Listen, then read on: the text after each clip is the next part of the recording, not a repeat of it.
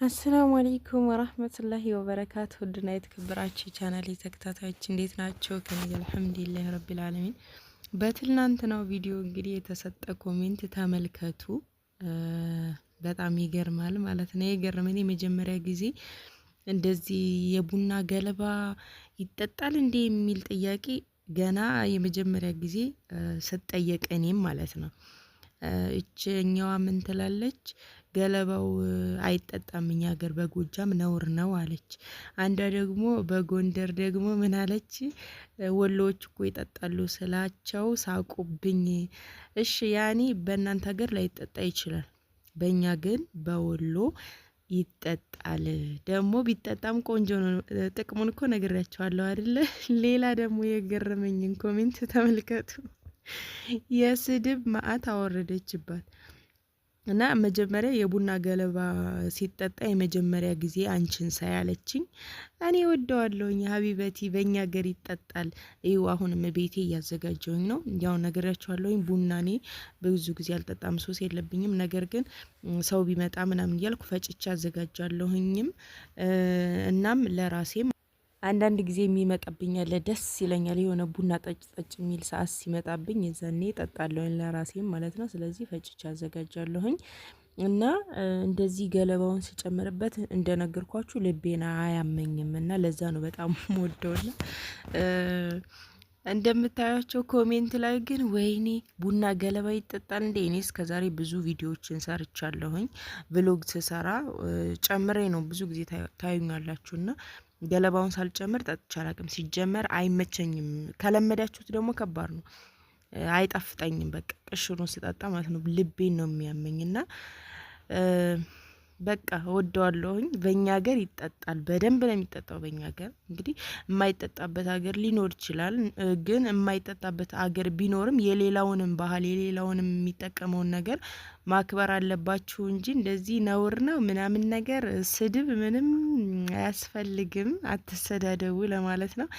እና ውዶችዬ የኔ ቡና የምፈጭበት የከላጡ ነው የዚህ ዘር ማለት ነው። ቡና መፍጫ ማምጣት ከፈለጋችሁ ይሄንን ሳይሆን ትንሽዬዋን ቡርቱካኔ ከለር አለች አይደል? ከስር ጠቅ አድርገን የምንፈጨው ቡና እሷን ብታመጡ ለቡና መፍጫ በጣም በጣም አሪፍ ናት። እኔ ይሄንን ገዝቼ ነበር። የሚገርማችሁ ነገር እዚህ ጋር ማያያዣለሁ፣ እንደዚህ ዝውር አድርጋችሁ ግጥም ነው የሚለው እና እንዴት እንደሚያስቸግር አትጠይቁኝ። በቃ እንዴት እንደሚያስቸግር እና ማምጣት ከፈለጋችሁ መፍጫ ለቡና በቃ ይሄንን ሁለት አለው ጆኮ አንድና ሁለት የቅመም መፍጫዎች ተብሎ አንድ ላይ ይመጣል።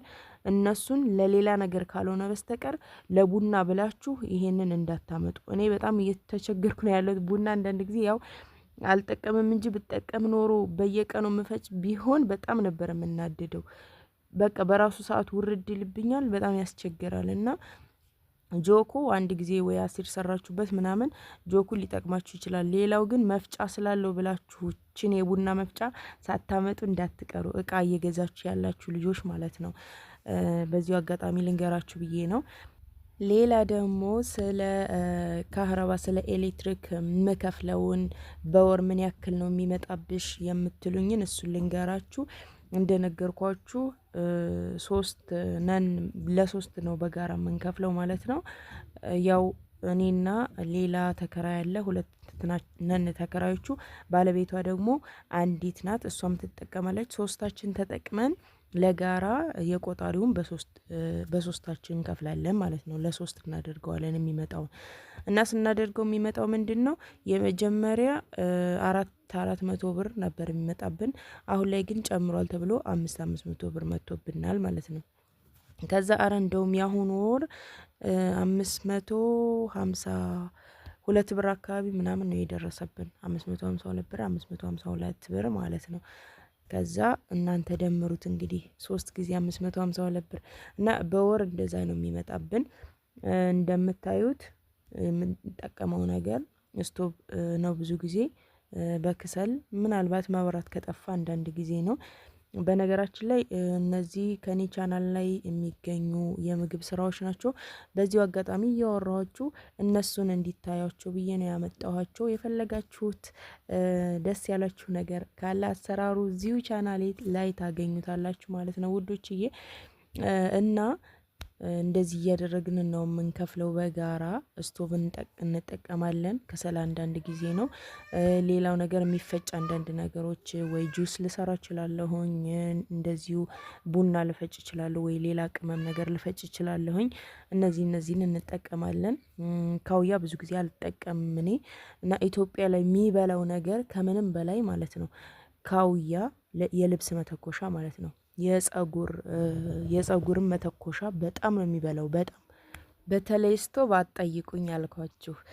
ይሄ ልብስ ማጠቢያ ማሽን እሱ አይበላም ስላችሁ ግን ምንም አይቆጥርም ማለት ሳይሆን ልክ እንደ ስቶቡና እንደ ጸጉር ስትሸዋሩ እንደ ካውያው ምናምን አይደለም። በቃ ልክ እንደ ቴሌቪዥን እንደ ፍሪጅ ምናምን ነው እሱ የሚቆጥረው። በቃ ትንሽዬ ቀላል የሚባል ማለት ነው። እና እንደነገርኳችሁ ፍሪጅ፣ ስቶቭ ማንሱም ፍሪጅ፣ የልብስ ማጠቢያ ማሽን ገሳላው ማለት ነው። ያው ማኑዋሉ ነው ታውቃላችሁ ኢትዮጵያ ላይ ያለው እና አይቆጥርም ብዙ እሱ። ቴሌቪዥንም እንደዛው አይቆጥርም። እንደነገርኳችሁ የሚቆጥረው ስቶቭና የልብስ ካውያ እንዲሁም የጸጉር መተኮሻ ካውያ ማለት ነው። ሌላ ውሃ ማፍሊያዎች፣ እነዚህ የምትፈጫቸው ነገሮች ምናምን ብዙም አይቆጥሩም። ያው የሚመጣብን እንግዲህ እንደዚህ ነው። በወር 1000 ምናምን ይመጣል ማለት ነው። 1600፣ 1700፣ 1500 ከዛ በታችም የመጣበት ሰዓት አለ እና እንደዚህ ነው። ብቻችሁን ሆናችሁ ሌላ ተከራይ ከሌላችሁና ብቻችሁን ከሆነ የምትጠቀሙት ደግሞ ያን እንዳጠቃቀማችሁ ይወሰናል።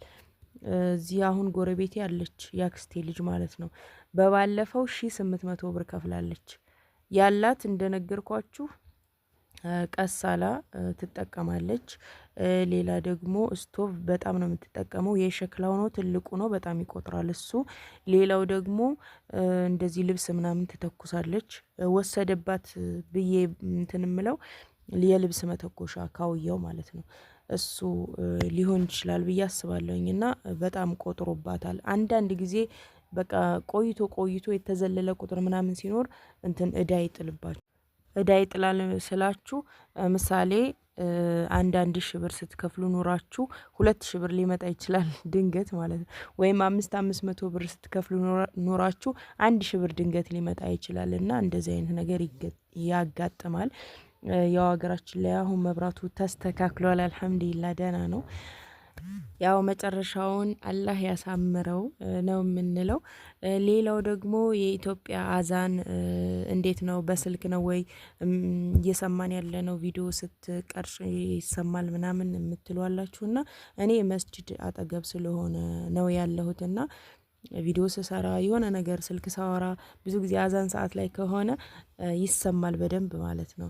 እና አዛን ናፍቆናል፣ እስኪ በደንብ አሰሚን እንላላችሁኝ ደግሞ አሁን እኔ ልሰናበታችሁና አዛኑን አሰማችኋለሁኝ። ያው ሀሳብ አስተያየት ካላችሁ ጥያቄ ካላችሁ ኮሜንት ላይ አስቀምጡልኝ። ቪዲዮንም ላይክ፣ ሼር፣ ሰብስክራይብ ማድረጋችሁን እንዳትረሱ። በቀጣይ ተመልሼ እስከመጣ አላህ ሰላማችሁን ብዝት ያደርገው፣ ሀገራችንንም ሰላም ያደርግልን። ወሰላሙ አለይኩም ወራህመቱላሂ ወበረካቱ።